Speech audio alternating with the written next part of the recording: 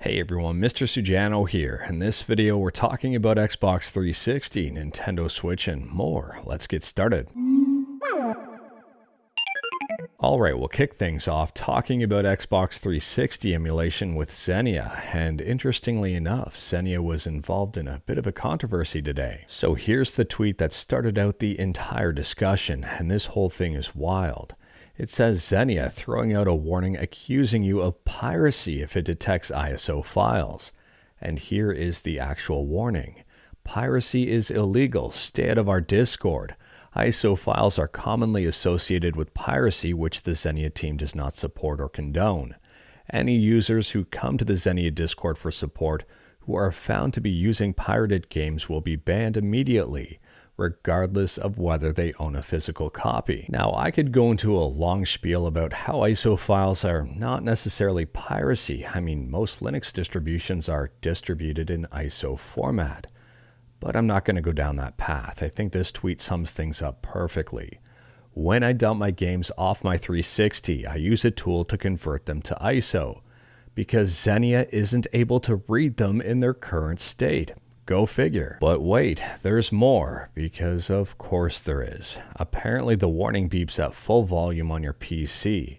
Even if Windows audio is disabled, it will blast your eardrums. Fun. But wait, there's even more. If you decide to skip through this warning to save your eardrums, there's another flag that pops up, and they call it the moron flag, so they really do get your eardrums. Fortunately, there was a commit here to lower the frequency of the beeps down to 60 Hz. They say at higher volumes it could be downright painful. No kidding. Apparently someone did some mental gymnastics here and came to the conclusion that this was actually for people's benefit, so that they didn't come to the Discord asking questions and self-incriminate. Now, on a positive note, it looks like some of these changes are being reverted. I mean, we can see them in action right here.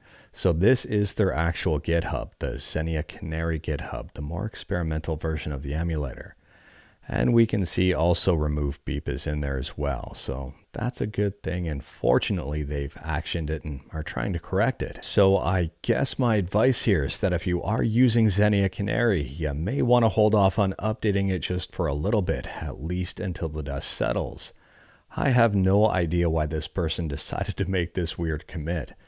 But at the same time, it is kind of hilarious. It's just not a good look for Xenia. But moving on, and next up, we're talking about something a little bit more controlled. We're talking about Nintendo Switch emulation on PC with Yuzu.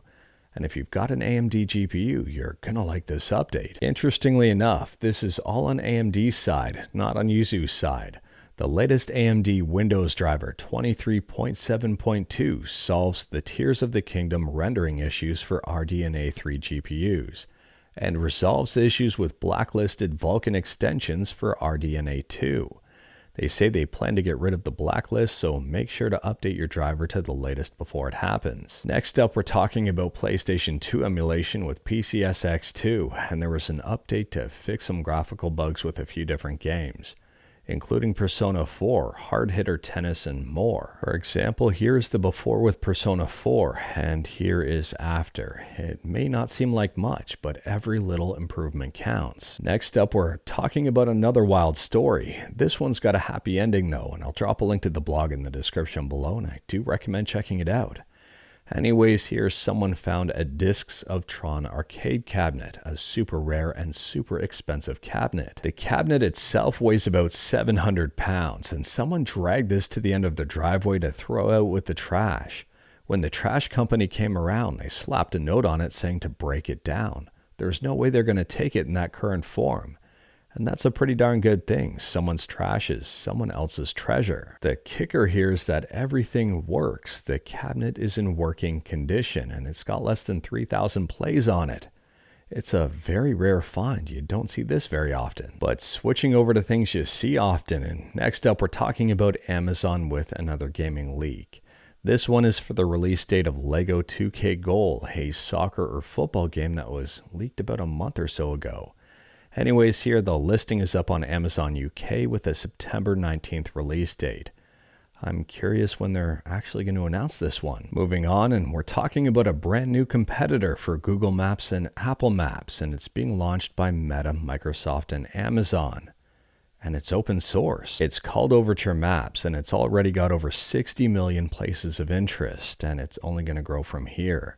This is going to be amazing for developers. They have to pay to use Google Maps API. This they don't. In my opinion here, I think Overture Maps is going to be great competition for Google Maps. Let me know your thoughts in the comments below. And speaking about Meta, Threads just got a following option now to make your timeline a little bit better. While Twitter, or the rebranded X on the other hand, continues to make headlines, and not in a good way. Someone owned the @X handle on Twitter, and they'd owned it for a while. Well, Twitter decided they wanted it more than the other person, so they flat out took it. They didn't give them the heads up. They didn't offer them anything for it other than some merchandise and a visit to their HQ. It was a pretty big power move. And speaking about power move, ChatGPT is now available to download on Android. We talked about this one a while back when you could pre-order it or pre-register to download it. And now you can just flat out download and enjoy it. And speaking about enjoying, Xbox just announced a brand new dashboard, new and improved over the old one. At a high level here, it's got better navigation and customization. For example, it adds an option to change your background to match the game you're highlighting in the recently played list. And speaking about recently played, when's the last time you played Resident Evil 4 in 2D? The answer is probably never. Someone is currently working on a 2D version of the game, and I'll drop a link to the YouTube video in the description below. There's over a half hour of gameplay. At this point in time, it's not the full version of the game, just a demo, but they do plan on releasing it with a customizable boss fight. And speaking about customizable, next up we're talking about Five Nights at Freddy's on the N64. Yes, someone is making this for the N64. I am also very curious about this one, and I'll drop a link to the YouTube video in the description below. Feel free to check it out. But anyways, that is all I've got for you in this one. Straight to the point, all stuff and no fluff. We talked about a bunch today. Let me know your thoughts about absolutely any of it in the comments below.